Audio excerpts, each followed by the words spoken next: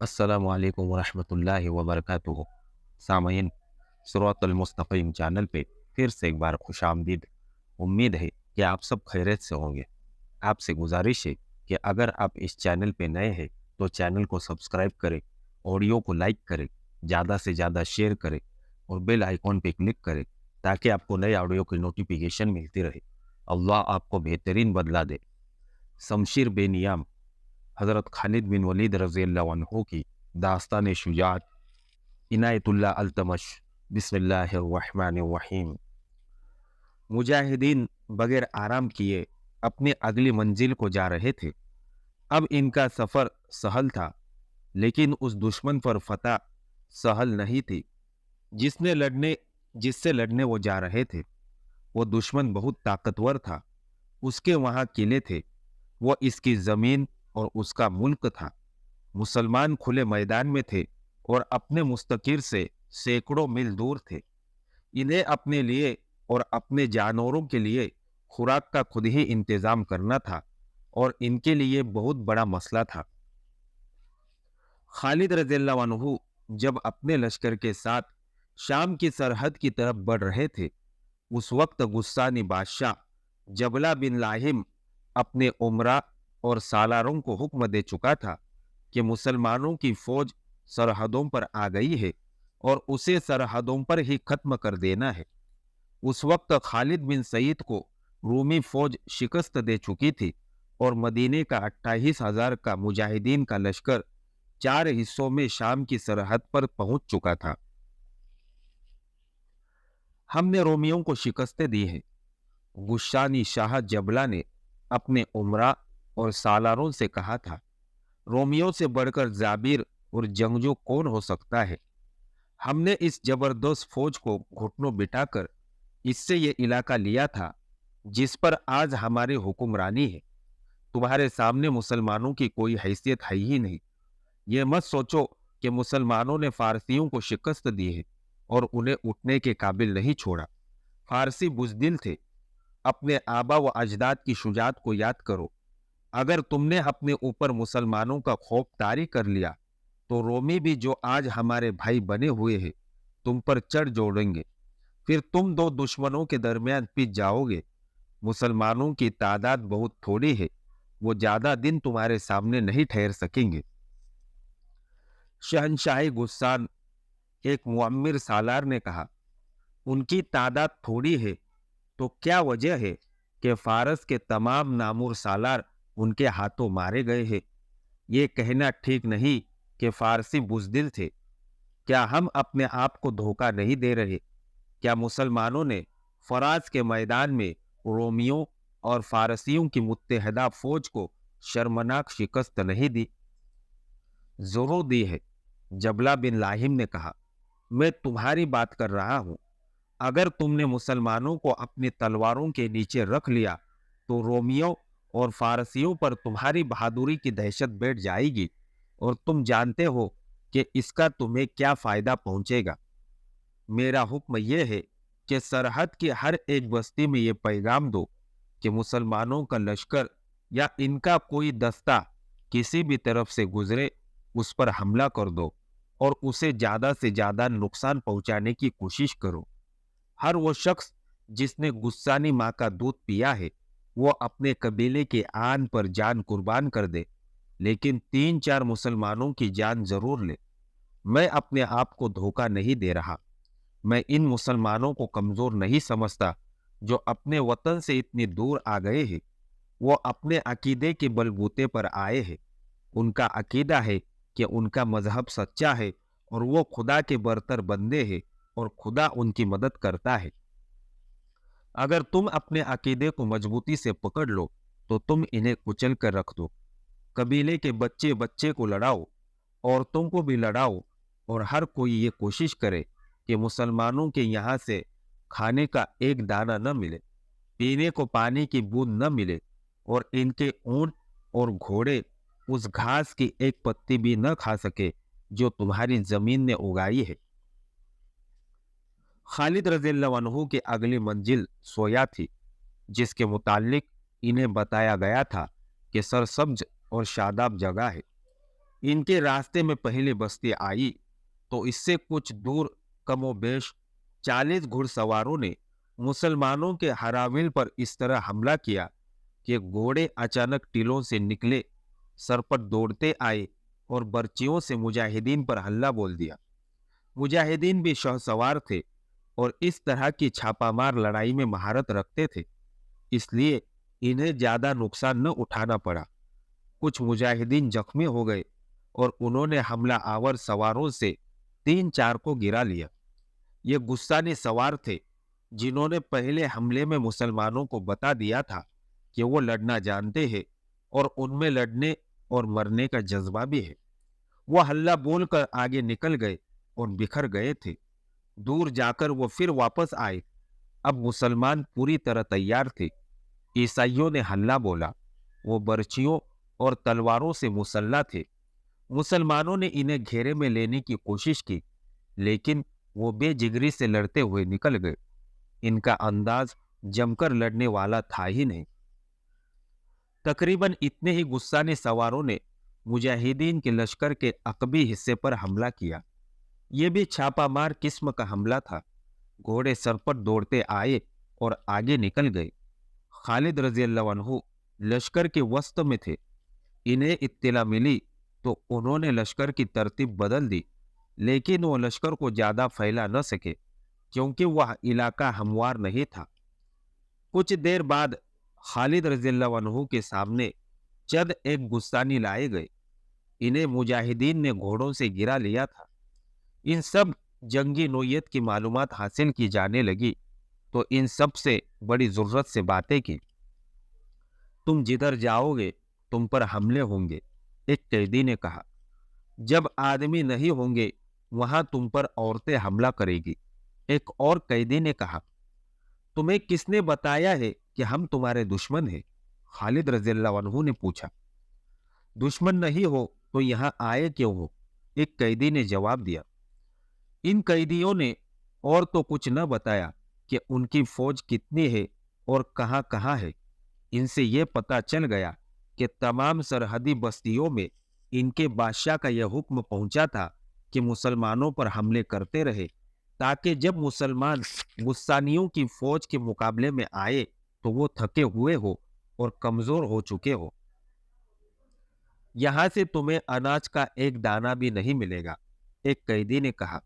पीने को पानी का एक कतरा नहीं मिलेगा। तुम्हारे ऊंटों और घोड़ों को हम भूखा मार देंगे, एक और कैदी ने कहा। हमारी जमीन से ये घास की एक पत्ती भी नहीं खा सकेंगे। क्या तुम्हारी मौत तुम्हें यहां ले आई है? एक और कैदी बोला। लड़ने आए थे तो खालिद बिन वलीद को साथ लाते, एक और कैदी ने कहा। वो आ जाता तो तुम क्या करते? खालिद रज़ियल्लाहु अन्हु ने पूछा। सुना है उसके सामने उसका कोई दुश्मन पांव पर खड़ा नहीं रह सकता, कैदी ने जवाब दिया। और सुना है वो बड़ा जालिम आदमी है, कैदियों को अपने हाथों कत्ल कर देता है। अगर वो इतना जालिम होता तो तुम इस वक्त अपने पांव पर खड़े न होते, खालिद रज़ियल्लाहु अन्हु ने कहा। तुम्हारे सर तुम्हारे कंधों पर न होते। कहाँ है वो? कैदी ने पूछा। तुम्हारे सामने खड़ा है, खालिद बिन वलीद रज़ियल्लाहु अन्हु ने मुस्कुराते हुए कहा। मैं तुम्हारी बहादुरी की तारीफ करता हूँ। ऐसा हमला बहादुर किया करते हैं जैसा तुमने किया है। तमाम कैदियों पर खामोशी तारी हो गई थी और वो हैरत ज़दा तासुर चेहरों पर लिए खालिद रज़ियल्लाहु अन्हु को देख रहे थे। क्या तुम मुझसे डर रहे हो कि मैं तुम्हें कत्ल कर दूंगा? खालिद रज़ियल्लाहु अन्हु ने पूछा। इनमें से कोई भी न बोला। नहीं, खालिद रज़ियल्लाहु अन्हु खुद ही अपने सवाल का जवाब दे दिया।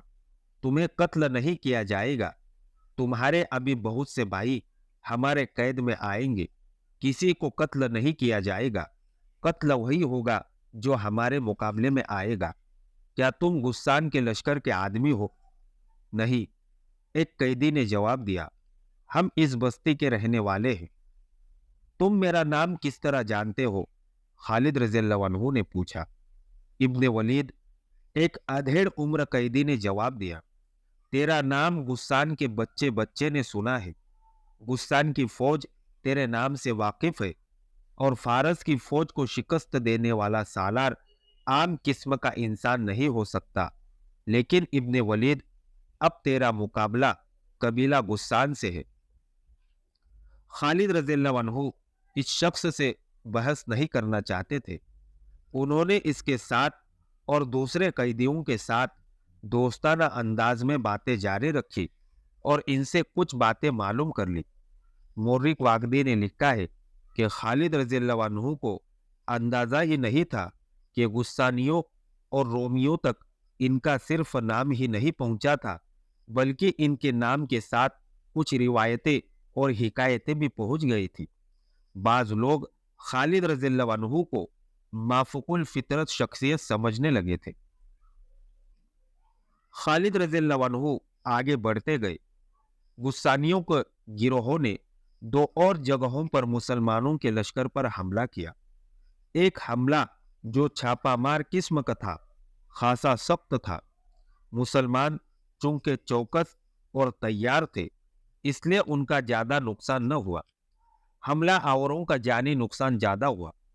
خالد رضی اللہ عنہ کو قیدیوں سے معلوم ہو چکا تھا کہ ان پر ان حملوں کا مقصد کیا ہے۔ انہوں نے سوچا کہ اس طرح مزاحمت جاری رہی تو انہیں اپنے لشکر کے کھانے پینے کے لیے کچھ بھی نہیں ملے گا۔ وہ سویا کے قریب ظہر اور عصر کے درمیان پہنچے تو انہیں بڑا ہی وسیع سبزہ زر نظر آیا۔ اس میں بے شمار بھیڑیں، بکریاں اور مویشی چر رہے تھے۔ یہ وسیع چراگاہ تھی۔ اس کے قریب سویا کی بستی تھی۔ خالد رضی اللہ عنہ نے اس خیال سے کہ پیشتر اس کے کہ ان پر حملہ ہو، انہوں نے حکم دے دیا کہ تمام بھیڑ بکریاں اور مویشی پکڑ لیے جائے اور انہیں کھانے کے لیے اور ان میں جو دودھ دینے والے جانور تھے انہیں دودھ کے لیے استعمال کیا جائے۔ مجاہدین ان جانوروں کو پکڑنے لگے تو بستی والوں نے مسلمانوں پر حملہ کر دیا۔ غسانیوں کے گھوڑے اچھے تھے اور ان کے ہتھیار بھی اچھے تھے، لیکن مسلمانوں کے آگے وہ زیادہ دیر ٹھہر نہ سکے۔ خالد رضی اللہ عنہ نے چراگاہ پر قبضہ کر لیا۔ جب بستی میں گئے تو وہاں لڑنے والا کوئی ایک بھی آدمی نہیں تھا۔ وہ بوڑھے تھے، عورتیں تھیں اور بچے تھے۔ مسلمانوں کو دیکھ کر وہ بھاگنے لگے۔ عورتیں اپنے بچوں کو اٹھائے چھپ گئی یا بھاگ اٹھی۔ خالد رضی اللہ عنہ کے حکم سے ان سب کو روک کر کہا گیا کہ ان کے خلاف کوئی کارروائی نہیں کی جائے گی۔ اگر بستی سے مسلمان لشکر کے خلاف کوئی کارروائی ہوئی تو بستی کو اجاڑ دیا جائے گا۔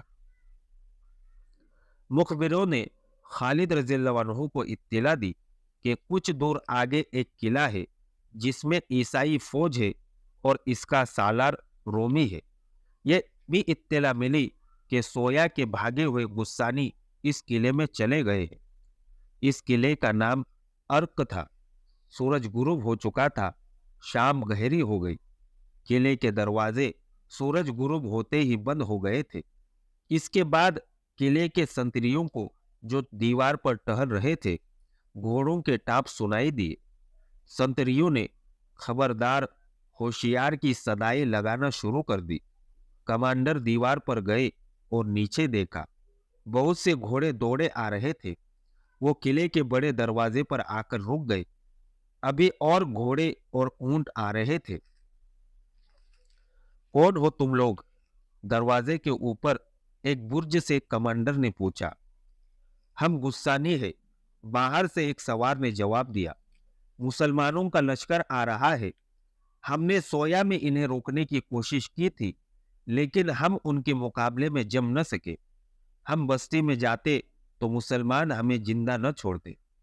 کیا تم پناہ لینے آئے ہو؟ پناہ بھی لیں گے، ایک غسانی سوار نے جواب دیا، اور مسلمانوں کے خلاف لڑیں گے بھی۔ تمہیں ہماری ضرورت ہوگی۔ رومی سالار کو بلایا گیا۔ اس نے ان لوگوں سے اپنی تسلی کے لیے کئی سوال کیے اور ان کے لیے قلعے کا دروازہ کھلوا دیا۔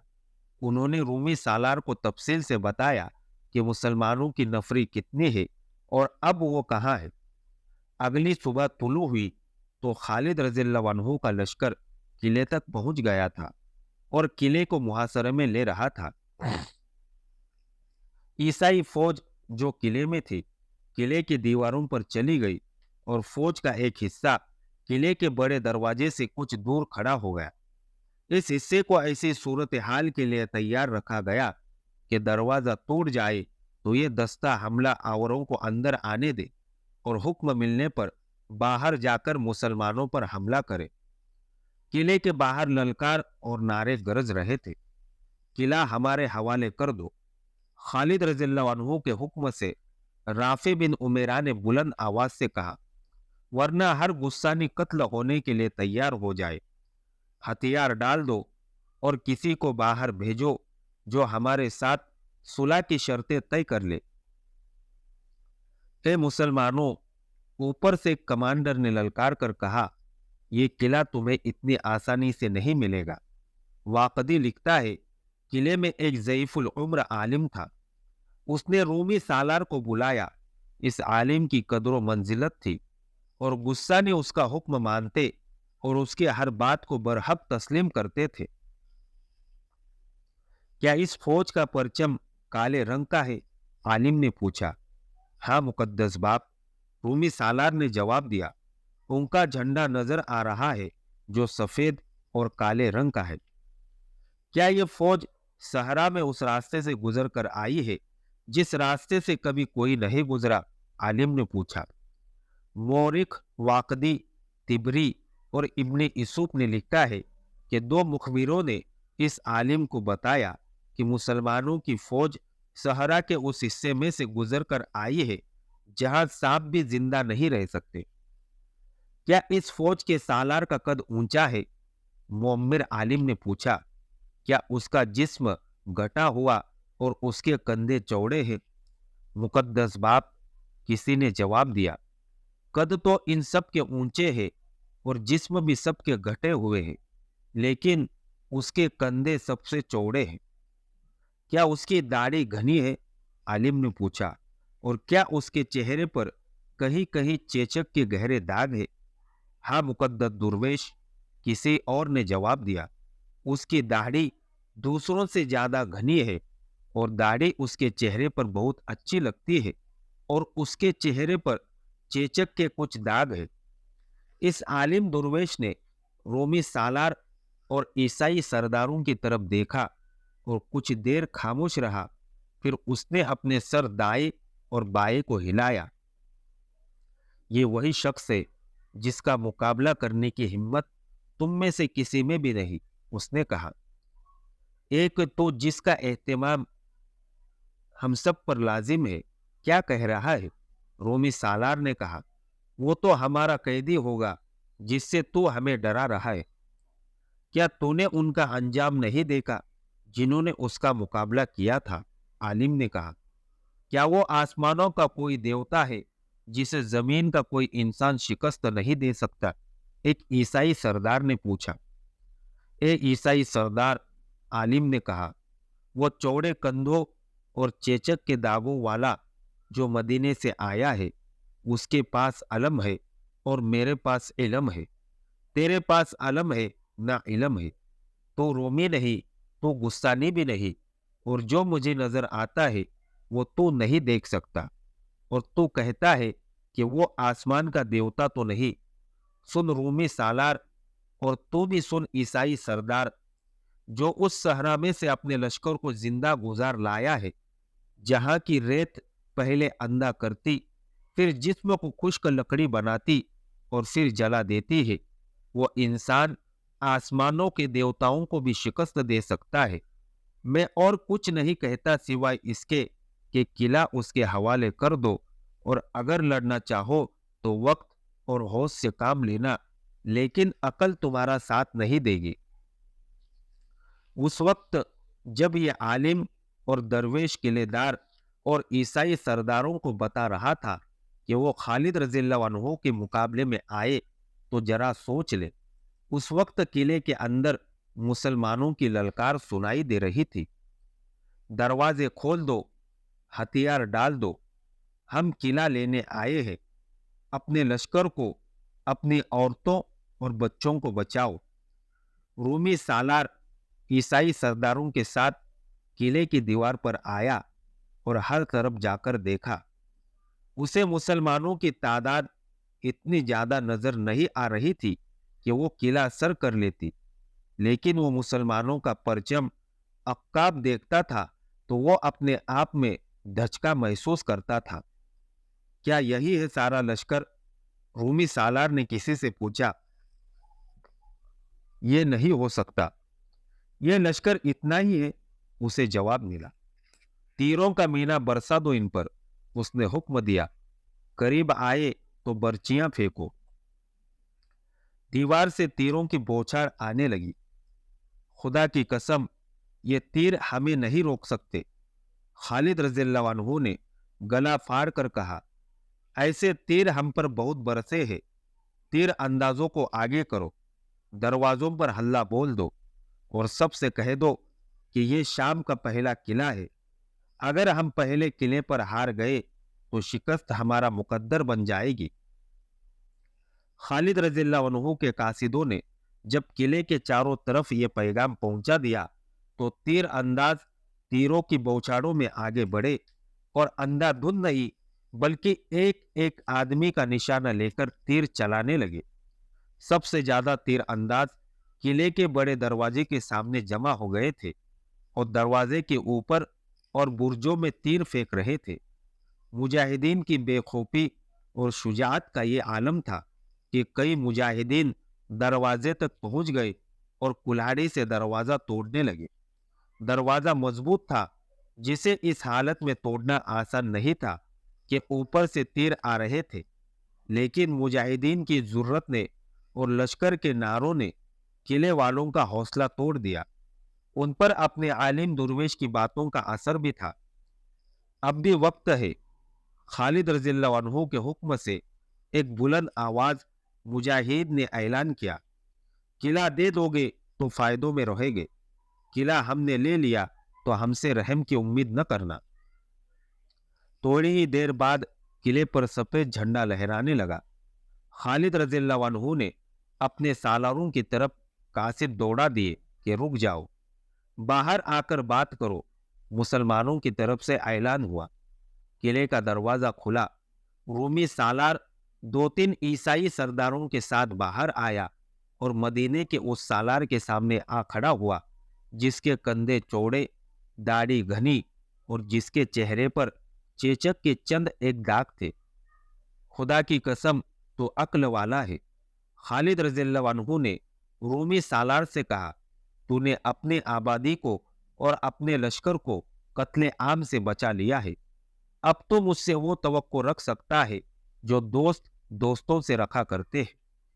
खालिद रज़ियल्लाहु अन्हु ने अपना हाथ उसकी तरफ बढ़ाया। रोमी सालार ने मुसाफे के लिए अपना हाथ बढ़ाया। हाथ नहीं, खालिद रज़ियल्लाहु अन्हु ने कहा, पहले तलवार। रोमी सालार ने अपने कमरबंद से तलवार मैं नियाम खोलकर खालिद रज़ियल्लाहु अन्हु के हवाले कर दी। फिर ईसाई सरदारों ने अपनी अपनी तलवारें उतार कर खालिद रज़ियल्लाहु अन्हु के आगे फेंक दी। अब बता ए सालार मदीना, रोमी सालार ने पूछा, तेरी और शर्त क्या है? क्या हमारी जवान लड़कियां और बच्चे तेरे लश्कर से महफूज रहेंगे? हम तुम्हारी लड़कियां उठाने नहीं आए रूमी सालार, खालिद रज़ियल्लाहु अन्हु ने कहा। हम जिजिया लेंगे, कोई और महसूल नहीं लेंगे। अगर तू कुछ देर और लड़ता और हम किला अपने जोर पर लेते तो याद रख, अर्क किले की ईंट से ईंट बच जाती और अंदर लाशों के ढेर लगे होते। तो अमन से आया है, अमन से जा। अपनी लड़कियों को, बच्चों को और उनकी माओं को साथ ले जा और दिल में ये बात रख कि हम लूट मार करने नहीं आए, हम कुछ देने आए हैं। यह हमारा अकीदा है, इस्लाम, इस पर गौर करना। मोरिक लिखते हैं कि रूमी सालार और ईसाई सरदार खौफजदा हालत में आए थे। खौफ ये था कि खालिद रज़ियल्लाहु अन्हु इन्हें कत्ल कर देगा, लेकिन खालिद रज़ियल्लाहु अन्हु ने जिज़िये के सिवा कोई और शर्त आयद न की। अब रूमी और ईसाई खौफजदा नहीं, हैरत ज़दा थे। इन्हें यकीन नहीं आ रहा था कि कोई फातेह مفتوحہ کے ساتھ اتنی فیاضی سے پیش آ سکتا ہے؟ ان لوگوں پر کرم یہ کیا گیا کہ صرف فوج کو وہاں سے نکالا گیا، باقی تمام آبادی امن و امان میں وہاں موجود رہی۔ آج کے لیے اتنا ہی کافی ہے۔ اگلی داستان جاننے کے لیے ہمارے ساتھ جڑے رہیے اور اس آڈیو کو زیادہ سے زیادہ شیئر کرنا نہ بھولیں۔ دعاؤں کی گزارش۔ السلام علیکم ورحمۃ اللہ وبرکاتہ۔